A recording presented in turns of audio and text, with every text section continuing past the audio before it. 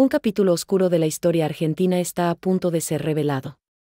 El gobierno anunció la desclasificación de archivos de la dictadura. Nahuel Sotelo nos trae su análisis exclusivo sobre lo que esto significa para la memoria y la justicia en la Argentina.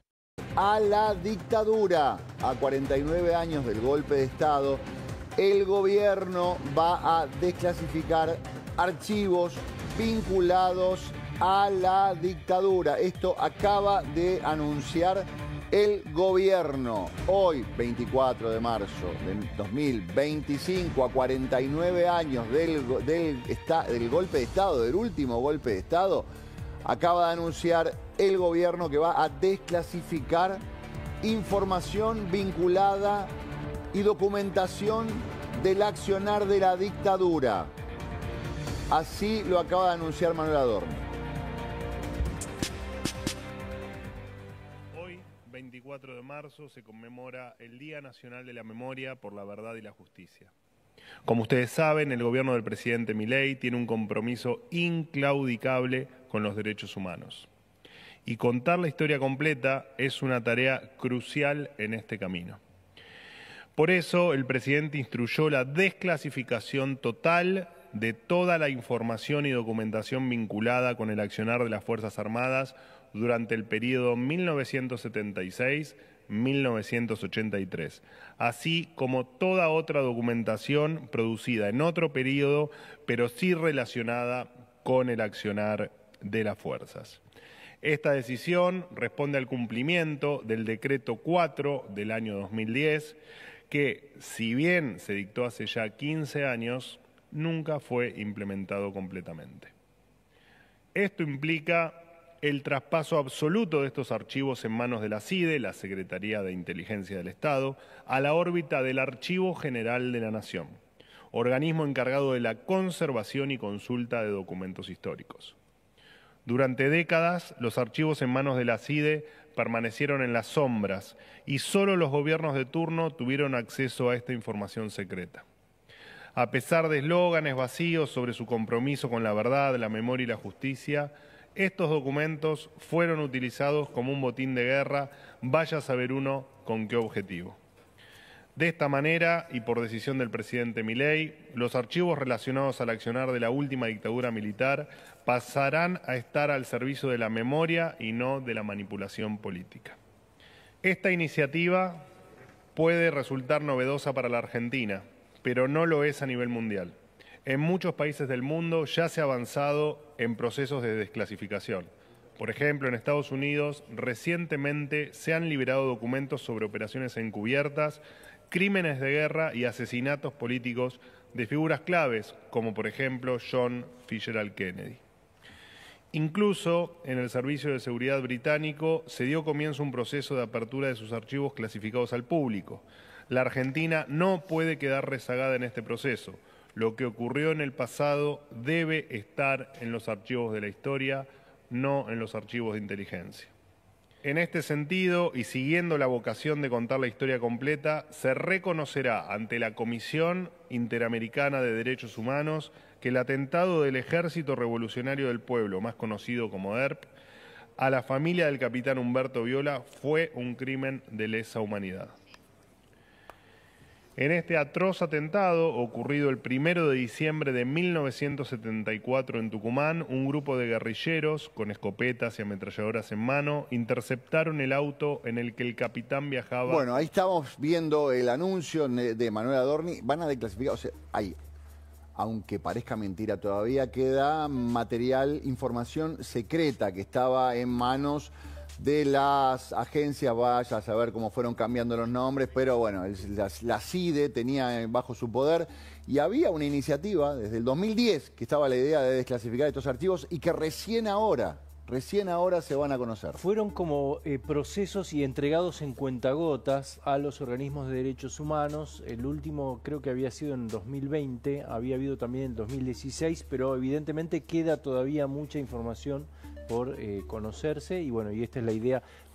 Lo que explica el vocero es para despolitizar este tema hay que contar con toda la información completa. Sí, claro, por supuesto. Sí, la oficina, vos sabés que hace un instante nada más la oficina del presidente también emitió un comunicado sobre lo que está comentando Manuel Adorni. Creo que acá hay una clara intención por parte del gobierno de continuar con esto, ¿no? De la batalla cultural y mostrar todo lo que no se ha comentado sobre estos archivos a nivel de inteligencia. Sí, por supuesto. Y a ver, y en línea con el anuncio que hubo desde la cuenta de Casa Rosada hablando de la verdad completa y todo lo que pasó antes del 24 de marzo, uno puede llegar a interpretar que en esos archivos debe haber algo que explique, que muestre, que transparente qué pasó previamente.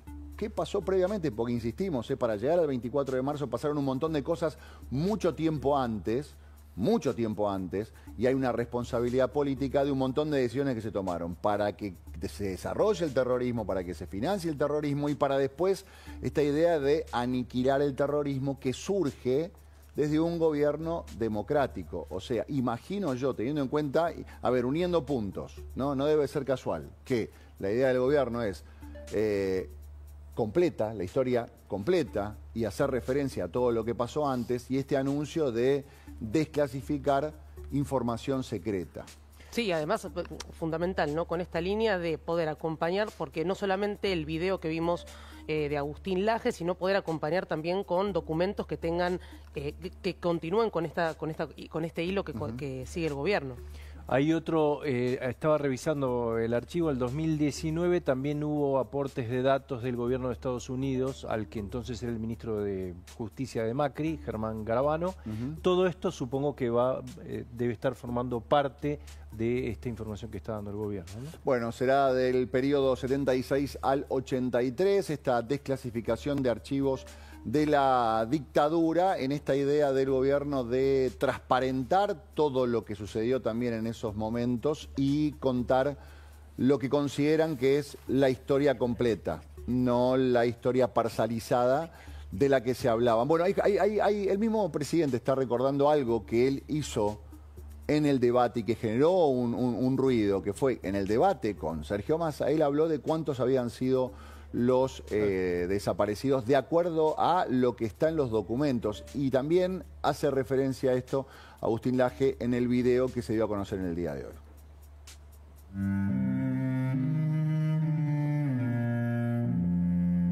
Nací en 1989. Soy parte de una generación que vivió toda su vida en democracia. Los violentos años 70 no llegaron a mí más que como un ejercicio de memoria histórica que se convirtió en política estatal justo cuando entré en el colegio secundario. En la práctica, esta política funcionó como un proceso de destrucción de la verdad histórica con fines partidarios, ideológicos y económicos.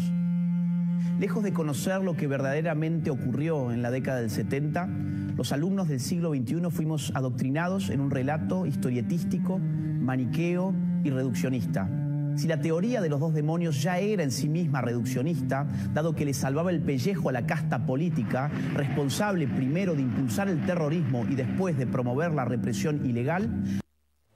Bueno, esto es parte de un video que dura prácticamente cerca de 17 minutos, creo que dura aproximadamente, en el que el gobierno, a través de Agustín Laje, plantea esta cuestión de conocer la historia completa para evitar que vuelvan a suceder cosas y que él nunca más sea completo. El antecedente y el que hace referencia al anuncio de Adorni es un decreto de 2010, del 5 de enero de 2010, publicado en el gobierno de Cristina, que tenía solamente dos excepciones. No se revelaba la información que tuviera que ver con el conflicto de Malvinas y conflictos entre estados. Todo lo demás estaba sujeto a disponibilidad y, sin embargo, evidentemente no se conoció todo porque el gobierno está tomando esta decisión. Y hay que ver, a ver, empecemos a analizar algunas cuestiones. Hay que ver quién tomó la decisión de que algunas cosas hayan quedado guardadas, por qué se decidió esto, si hay discrecionalidad a la hora también de administrar esta información secreta. No, sin lugar a duda, y además no es menor que lo hagan el anuncio hoy a las 11, digo, no estaba estipulado, por lo menos no había sido un mensaje Vox Populi desde el gobierno que esto se iba a anunciar. Así que son medidas, te digo, simbólicamente fuertes y políticas también, como vos bien decís, decisión del gobierno de mostrarlo. Recordemos, hace un año exactamente empezaban con este concepto. El 24 de marzo del 2024 hubo un video en el que se hablaron de una serie de cuestiones y ahí se hablaba de esta cuestión de completo. Y ahora vuelven a hablar de esta cuestión de hablar de todo lo que pasó y tener justicia y tener verdad y tener memoria, pero completa con respecto a todo. Y recordar que esto no empezó mágicamente un 24 de marzo del 76 como si los militares hubieran bajado de una nave espacial.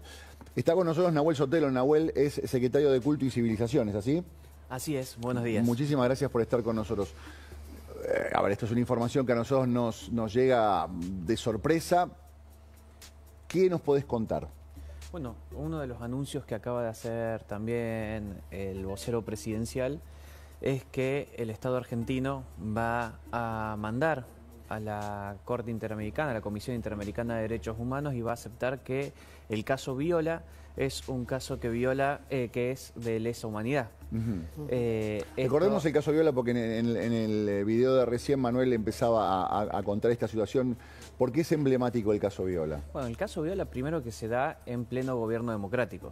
Se da el 1 de diciembre de 1974 en Tucumán, donde iba el capitán Viola, salía de misa, iba a reunirse con su familia un día domingo, totalmente desarmado, no era que estaba en un combate ni nada por el estilo, sino que iba justamente a reunirse con la familia, iba en el auto iba su esposa, iban sus dos hijas, su esposa estaba embarazada, sus dos hijas, María Cristina de 3 años y María Fernanda de 5 años, es emboscado por el Ejército Revolucionario del Pueblo, el brazo armado del PRT, el Partido Revolucionario de los Trabajadores, es emboscado. El capitán Viola sale del auto para salvaguardar a su familia y corre en dirección contraria. En eso, por supuesto, le disparan a sangre fría porque, en definitiva, el Ejército Revolucionario del Pueblo estaba justamente entrenado para matar. Matan a la hija de 3 años, a María Cristina. María Fernanda recibe disparos, tenía 5 años, recordemos, y María Cristina tenía 3 años, recibe disparos, pasa 4 meses en coma y pierde huesos del cráneo. Todo esto se da en un contexto de gobierno democrático y, por supuesto, cuando sale corriendo el capitán Viola, es asesinado por la espalda y después rematado con algunos disparos en la cabeza. ¿Qué es lo que decimos nosotros? Ahí hay un acto de lesa humanidad, hay un delito de lesa humanidad. Recordemos que estamos hablando en pleno gobierno democrático. Digo, acá no era el 24 de marzo de 1976 ni posterior, era previo a esto. Y durante mucho tiempo, justamente, el curro de lo que nosotros hemos llamado el curro de los derechos humanos, lo que han hecho es invisibilizar a las víctimas de los movimientos y de los grupos terroristas. Y digo, curro... ¿Cuántas víctimas hay de esos? Porque se habla mucho, está esta cuestión de los 30.000 desaparecidos, esta discusión que hay en algunos ámbitos todavía con respecto a lo que está documentado, de lo que no está documentado, pero nunca se habla de las víctimas previas al 24 de marzo. Es que fíjate vos que el tema de las víctimas, para no entrar en números, justamente cuando se analiza a las víctimas en su totalidad, en lo completo. Es más, si uno va, ahora me recuerdo el caso de Fernando Aymal.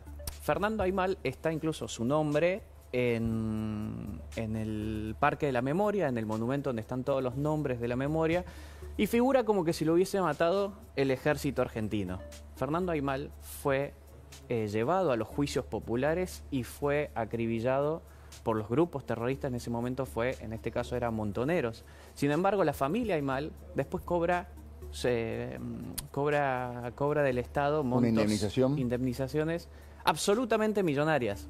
Entonces, es muy difícil decir cuántas víctimas hay, pero previo a esto, recordemos también que se juzgaron muchos delitos de los grupos subversivos. Se creó una cámara en lo penal con 8 jueces, de los cuales, después de que llega Cámpora al gobierno el 25 de mayo, libera a todos los presos políticos Y de esos 8 jueces que habían enjuiciado a los grupos subversivos, 7 se terminan yendo del país y 1 termina asesinado, que era el juez Quiroga. Es decir, la impunidad con la cual se manejaban los grupos terroristas era impresionante. Imagínate que ahora mucha gente dice, bueno, dice entre comillas, ¿no? Hay que mandar el ejército a Rosario. Bueno, en ese momento Argentina era una gran Rosario. Se hablaba de que una bomba estallaba en el territorio nacional cada 3 horas y un argentino moría cada 5. ¿El Estado indemnizó a estas víctimas del terrorismo? A las víctimas del terrorismo no, porque justamente nosotros lo que hacemos con esta medida es que vamos a favor de la Constitución. La Constitución dice que no hay que discriminar en el acceso a los derechos. El acceso a la justicia es un derecho. Ahora, nosotros, justamente, como ha fallado en todas estas causas, vamos a la Corte Interamericana de Derechos Humanos y fíjate que esto es muy importante. La grandeza de la familia Viola de renunciar a una indemnización solamente por el pedido de justicia no se ha visto nunca. ¿Por qué? Porque cuando miembros de los grupos subversivos han ido a la Corte siempre piden indemnizaciones a cambio. De hecho, yo hablaba de los curros de derechos humanos, hay muchas veces que nosotros ahora lo estamos analizando porque esto pasa por la Secretaría de Culto y Civilización, muchas veces vienen organizaciones civiles de las cuales te dicen, che, yo te ayudo, vos fuiste perseguido o estuviste en los 70, yo te ayudo, yo soy tu abogado. Ese abogado presenta el caso a la Corte. Las autoridades de estas organizaciones civiles después terminan como funcionarios del Estado, por ejemplo en el gobierno de Alberto Fernández, y cuando termina el gobierno de turno se van a la Comisión y a la Corte Interamericana de Derechos Humanos. ¿Qué pasa ahí? Hay soluciones amistosas donde no han renunciado, como en este caso, por eso hablo de la grandeza de la familia Viola, no han renunciado a las indemnizaciones. Entonces vos tenés gente donde son juez, Estado y parte. Pero en este caso entonces lo que ustedes proponen es que este caso sea tomado como delito de lesa humanidad, con lo cual tendría el derecho de cobrar. ¿Sería así? Nosotros hemos firmado una solución amistosa donde la familia Viola renuncia a la parte de cobrar indemnizaciones. Fíjate que es una persona que tuvo 4 meses en coma, que le mataron a la hermanita y que obviamente nunca se volvió. O sea, renuncia voluntariamente a cobrarlo, solamente quiere que se lo considere como delito de lesa humanidad. Esto va a la Comisión Interamericana de Derechos Humanos. ¿Y hay responsables identificados de ese crimen? Sí, por supuesto. De hecho, se da de que muchos responsables de este crimen, algunos identificados, fueron enjuiciados y cobraron indemnizaciones. O sea, los asesinos del capitán Viola y de Cristina Viola, de 3 años, cobraron indemnizaciones del Estado. Como ha pasado y como es algo normal dentro de... Se tiene una idea, porque se habla... A ver, hay gente que estuvo evidentemente detenida en forma irregular y que debe ser indemnizada. Hay gente que dicen hay un curro donde había abogados, digamos, que se mezcla un montón de cosas. Hay gente que no estuvo ni siquiera detenida. Hay un montón de versiones con respecto a eso. ¿Hay una idea de revisar esos acuerdos, esas indemnizaciones? Mira, nosotros estamos yendo en contra de todos los casos de corrupción. A nosotros lo que nos toca es revisar justamente lo que yo te contaba. ¿Cómo puede ser de que a veces el Estado o personas hayan sido partes de los que impulsan el juicio, después pasan a ser parte del Estado y en el Estado le dicen al que impulsó el juicio, a la familia o a la persona que impulsó el juicio, le dicen, che, escúchame, vení, yo te voy a aceptar que vamos a hacer una solución amistosa y por, no sé, voy a poner un ejemplo, ¿no? Por $60 millones, por dar un ejemplo. Sí. Por $60 millones. El Estado firma eso, se llega a un acuerdo de partes y después las personas de esta organización civil, que algunos la conocerán, es uno de los que hablan mucho de la década de los 70, las personas de estas organizaciones civiles terminan en la Comisión Interamericana de Derechos Humanos o en la Corte Interamericana de Derechos Humanos. Por lo tanto, participaron en las 3 partes.